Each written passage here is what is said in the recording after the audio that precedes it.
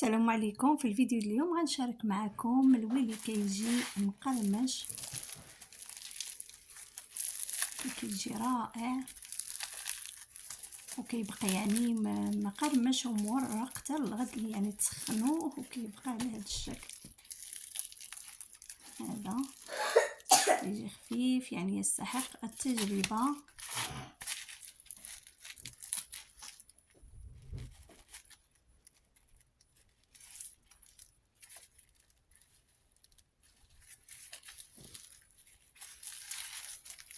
وغادي ندوزو على بركة الله مع ذكر الطريقة والمقادير وذكر السر باش يجي الملوي على هذا الشكل هذا. ندوزو على بركة الله إلى ذكر الطريقة والمقادير. المهم انا غادي نستعمل العجانه، يمكن لكم يعني تعجنوا باليد ديالكم. هنايا خديت واحد 3 الكؤوس ديال الدقيق الابيض، انا زدت الكاس الرابع وغادي نزيد الكاس الخامس. المهم عندي 5 ديال الكؤوس ديال الدقيق الابيض، وغادي نضيف 3 الكؤوس ديال السميد الناعم او الفينو.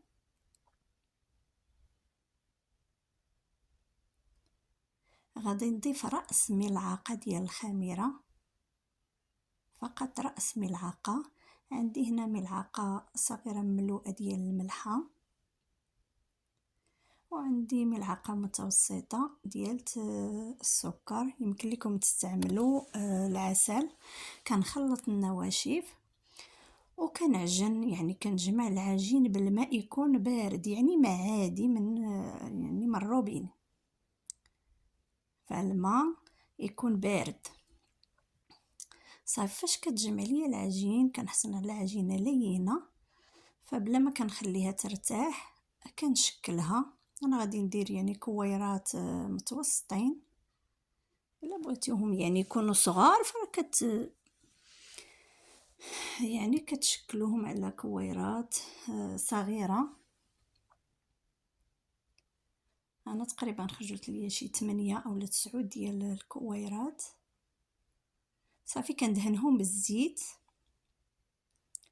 وغادي نغطيهم بالفيلم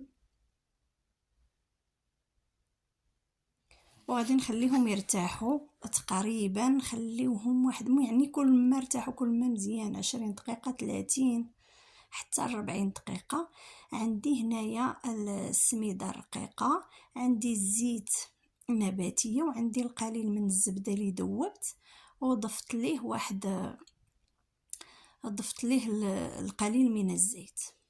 وبالنسبه للزيت النباتيه راه كنضيف ليها، هذا هو السر يعني باش يجيكم الملوي مقرمش كما سمعتوا في الاول. كنضيف ليه تقريبا نصف ملعقه صغيره ديال الخميره الكيميائيه، فهذا هو السر. يعني كناخذ واحد الوحده كندهن سطح العمل وكندهنها بالزيت النباتيه اللي ضفت ليها الخميره الكيميائيه، فهذا هو السر باش كيجينا الملوي كيبقى لينا مقرمش.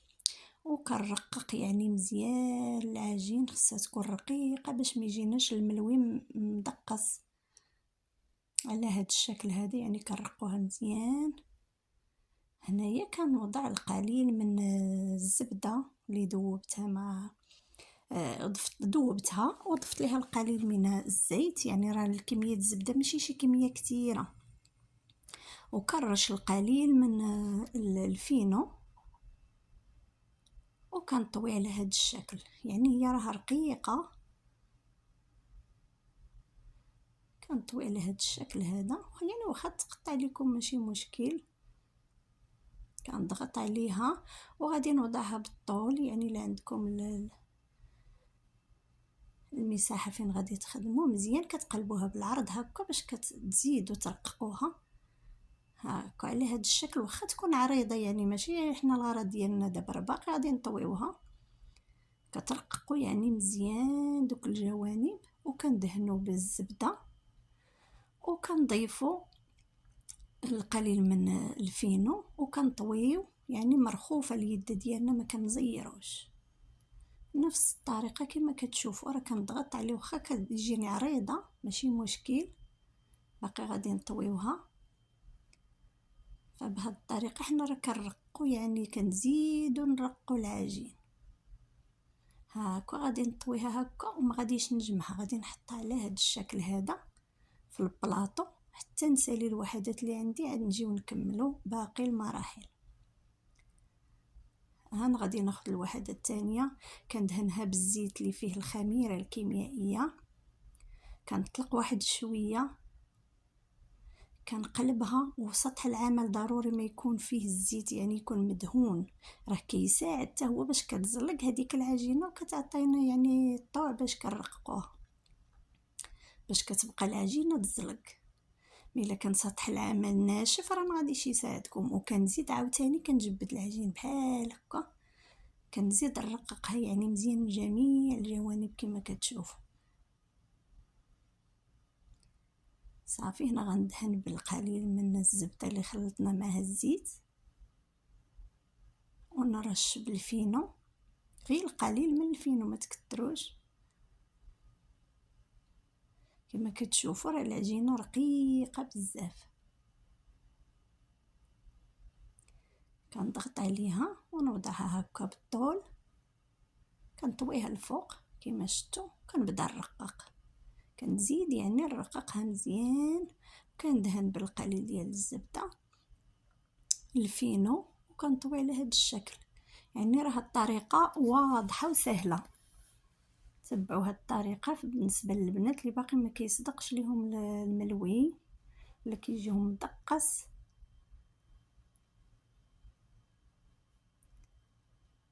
كنضغطوا واخا تجينا كي قلت لكم عريضه، كي كتشوفوا البويقات كيتشكلوا في هذاك العجين، بقاش رقيق مزيان بحال هذا الشكل. كنضغطوا عليه وكنحطوها في البلاطو حتى كنسالي، عاد باش غادي نجمع نشكلهم على شكل دوائر.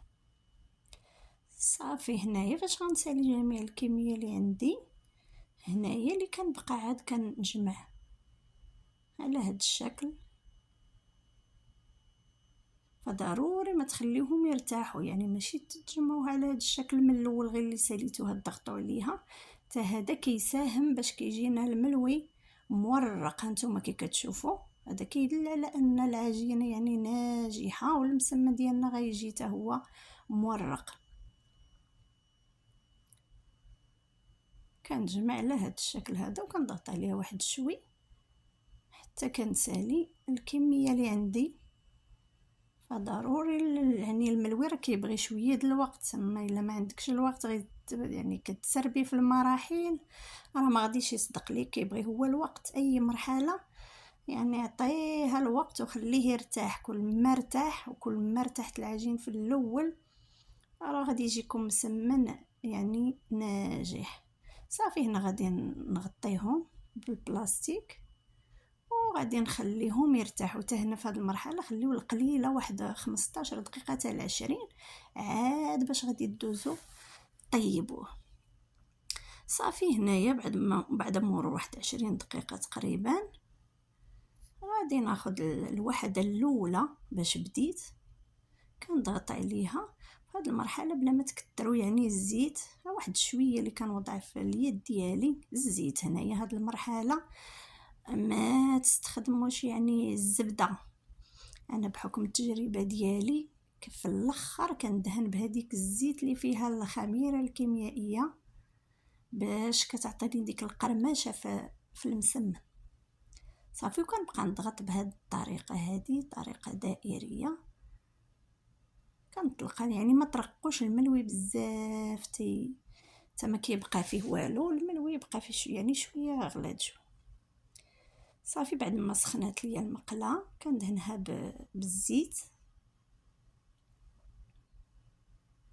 وغادي نوضع الوحده وكنخليها غير واحد شويه كتبدا تشكل ديك القشره من التحت، وكنقلبها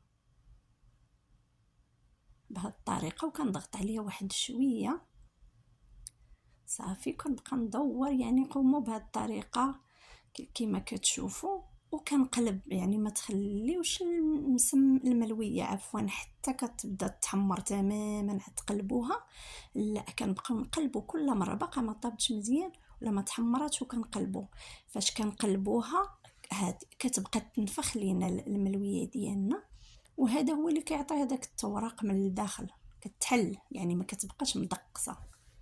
كنقلبوا، والعافيه النار كتكون متوسطه الى اقل من المتوسط، ما تكونش عافيه مجهده باش ما يتحرقش لينا ويجي مدقص. هانتوما كما شفتوا راه باقي ما طيبش، كنبقى نقلب، كتقلبي كتقلبي كتقلبي، يعني مره اللي كنوضع يدي في الزيت هكا ونحطها فوق، يعني فوق الملويه.